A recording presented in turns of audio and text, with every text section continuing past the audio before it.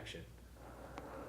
People sometimes have asked me what it's like to be in combat and direct fire under enemy fire, or people want to know that. And you can see in the movies different descriptions or film or scenes or whatnot, and they are horrific.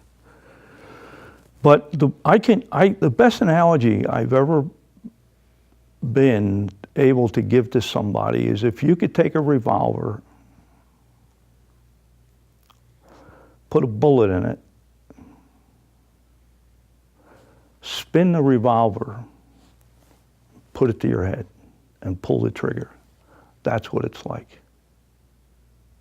But to do that every day, day in, day out, that's one aspect of it. That's the individual aspect of it. Because most Marines, soldiers, SEALs, Navy, Air Force, whoever, air pilots who have been in combat, when they go out, they don't know whether they're coming back. They just don't. And that's an enormous, enormous amount of stress that goes on. Yes, you're trained for it, but it's so hard to try to express what happens or what that's like. You just can't. The best way, I can't almost, it's so difficult for me to even tell you what that's like.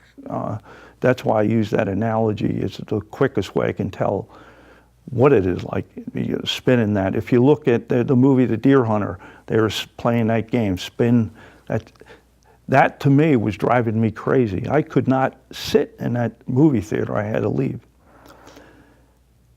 Most people have no idea also, and maybe have some respect, that this notion of trying to understand that the next step, the next hour, the next 2 hours, the next day, you might not be here. And then you see somebody wounded. Somebody's right next to you, somebody's behind you, or there's a big battle and you see the body. We in the Marine Corps, we had ponchos and we dragged them to get them out, okay, and wounded too. But you just get, over time you kind of get hardened to it, I could say, but that's what keeps you going as a warrior. Cut. We're just starting to run now. That's good.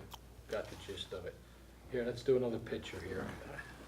How'd we do, all right? Yeah, great, Jim. I mean, there'll be another one later. Yeah.